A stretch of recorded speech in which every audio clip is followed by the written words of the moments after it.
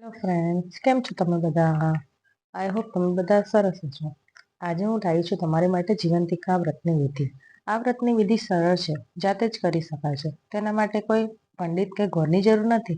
શ્રાવણના શુક્રવારથી શરૂ થતા આ વ્રતની વિધિ માટે 7 પગથિયાં જ યાદ રાખવાના છે.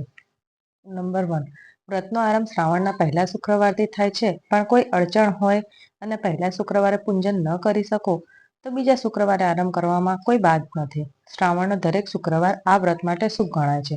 શુક્રવારની સવારે સૂર્યોદય પહેલા સ્નાનાદિ કર્મ કરી એક બાજુટ કે પાટલા પર માં જીવંતિકા માનો ફોટો કે મૂર્તિ પધરાવવા. પૂજાના આરંભ પૂર્વે શ્રદ્ધાપૂર્વક સંકલ્પ કરો. હે જીવંતિકા માં, હું પૂર્ણ શ્રદ્ધાથી તમારું વ્રત કરું છું. મારા પર અમી દ્રષ્ટિ કરજો. મારું અને મારા પરિવારનું ભલું કરજો. અમારા સંકટ હરી અમને હંમેશા ખુશ રહેવાને આશીષ આપજો. મારા સંતાનોને સર્વ પ્રકારે સહાય કરજો. માતાજીના ફોટો કે મૂર્તિની શ્રદ્ધાપૂર્વક પૂજા કરી સ્નાન, અબીલ, ગુલાલ, કંકુ, ચોખા, ફૂલ, ફુલાર, ધૂપ, દીપક અને નૈવેદ્ય અર્પણ કરવા. પૂજામાં લાલ ફૂલનો જ ઉપયોગ કરવો. જો લાલ ફૂલ ન મળે તો ગુલાબના ફૂલોની દંડીઓને પણ ગુલાબના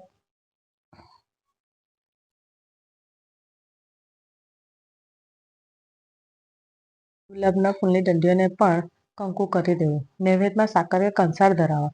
નૈવેદ્ય ધરાવી એક અગર 5 દિવેટથી માની આરતી કરવી. આરતી બાદ સ્તુતિ કરી ભૂલચૂક થઈ હોય તો આપવા માટે વિનંતી કરવી. વ્રત કરનાર બહેને જમણના હાથમાં ચોખા લઈ મનોમન પ્રાર્થના કરવી. હે મા જીવંતિકા, ત્રણે ભુવનમાં તારો જય જયકાર છે. તું મારા સંતાનોને સુખ આપજે, લાંબુ આયુષ્ય આપજે, તેની સર્વ પ્રકારે રક્ષણ કરજે, મારી મનોકામનાઓ પૂર્ણ કરજે. આ પ્રમાણે પ્રાર્થના કરી ચોખાના દાણા પોતાના સંતાન પર રાખવા.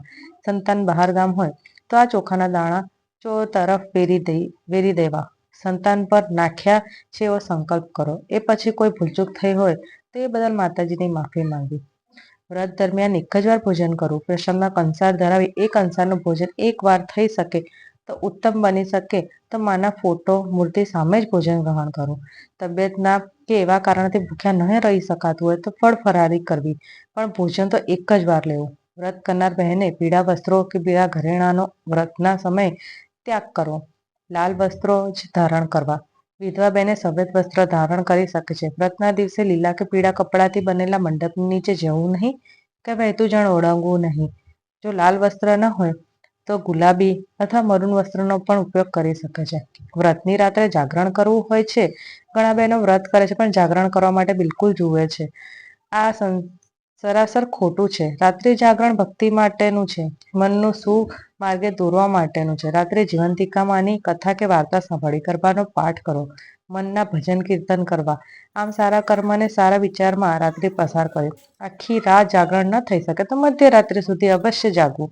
વ્રતના દિવસે અસત્ય બોલવું નહીં, કોઈની નિંદા કરવી નહીં કે સાંભળવી નહીં. ક્રોધનો ત્યાગ કરો. બ્રહ્મચર્યનું પાલન કરો. ખોટા વાદ વિવાદ કે ચર્ચાથી દૂર રહી માનું સ્મરણ કે ભજન કરવું. આ વ્રતની વિધિ સાદી અને સરળ છે, પણ આ વિધિ પૂર્ણ શ્રદ્ધાથી કરવી જોઈએ. શ્રી જીવંતિકા માનું ઉજવણું કરવું જોઈએ. 5, 7 કે 9 વર્ષ સુધી આ વ્રત કરી તેનું ઉજવણું કરી શકાય છે. આ વ્રતનું ઉજવણું શ્રાવણ માસના પહેલા અને જો અનુકૂળ ન હોય તો બીજા શુક્રવારે કરવાનું હોય છે. ઉજવણામાં એક સૌભાગ્યવતી સ્ત્રી, એક કુંવારિકા અને એક બટુકને ભાવપૂર્વક જમાડવાના હોય છે. ભોજનમાં ગમે તે વાનગી બનાવી શકાય છે, પણ કોઈ મિષ્ટાન જરૂર પીરસવું. આ ભોજન માની પ્રસાદી છે. પ્રસાદી ગ્રહણ કરનાર હર કોઈના આચાર વિચાર અને લાગણીની શુદ્ધિ થાય છે. સૌભાગ્યવતી સ્ત્રી, બટુક અને કુમારિકાને આમંત્રિત કરી પહેલા ચોખા અને ફૂલથી તેનું પૂજન કરવું. તેને યથાશક્તિ વસ્ત્ર આપવા. વસ્ત્ર આપવાની અનુકૂળતા ન હોય તો સૌભાગ્યના શણગાર અવશ્ય આપવા. ભોજન બાદ શક્તિ મુજબની દક્ષિણા આપી શ્રદ્ધાથી તેને વંદન કરવા. આ વ્રતનું ઉજવણું કર્યા પછી પણ વ્રત ચાલુ રાખી શકાય છે, પણ અનેક વર્ષો સુધી વ્રત કરવા છતાં ઉજવણું તો એક જ વાર કરવાનું હોય છે. ઉજવણા પછી વ્રત ચાલુ રાખવાની માના આશીર્વાદ મળી રહે છે અને સર્વ પ્રકાર સુખ શાંતિ મળતા રહે છે, પણ ફરી ફરી ઉજવણું થઈ શકે નહીં. ઉજવણું માત્ર એક જ વાત કરવાનું હોય છે. મનમાં શ્રી જીવંતિકા માનો ધ્યાન મંત્ર કરવાનો. માં જીવંતિકાની 16 વિધિ મનમાં અવતરવાની. શ્રી જીવંતિકા માનો આરતી કર્યા બાદ થાળ ધરવાનો. શ્રી જીવંતિકા માની આરતી કરવાની. જય જીવંતિકા માં, જય જીવંતિકા માં, સુખ સંપત્તિ સુખદાતા, સુખ સંપત્તિ સુખદાતા, મંગલ કરજો માતા, ઓમ જય જીવંતિકા માતા. શુક્રવાર શ્રાવણનો આવ્યો મૈયા શ્રાવણનો, સ્થાપન તારું કીધું, સ્થાપન તારું કીધું, પૂજન કરવા કાજો જય જયંતિકા માતા.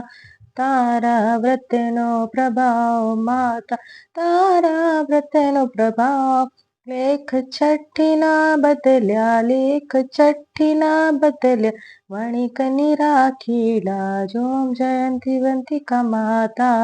આ રીતે આખી આરતી કરીને, આરતી કર્યા બાદ આરતીની થાળી નીચે મૂકી હાથમાં થોડું પાણી લઈ પાણીની ધાર કરવી અને આરતી તમારે પણ લેવી, બાળકને પણ અપાવી અને પ્રસાદી ઘરમાં સર્વને ધારણ કરાવી પછી એક ટાઈમ પોતે લેવી. જો અમારો વિડીયો તમને લાભદાયી લાગ્યો હોય તો લાઈક, શેર અને સબસ્ક્રાઈબ માય ચેનલ. અને હા, કમેન્ટમાં જય જીવંતિકામાં લખવાનું ન ભૂલતા. આવજો.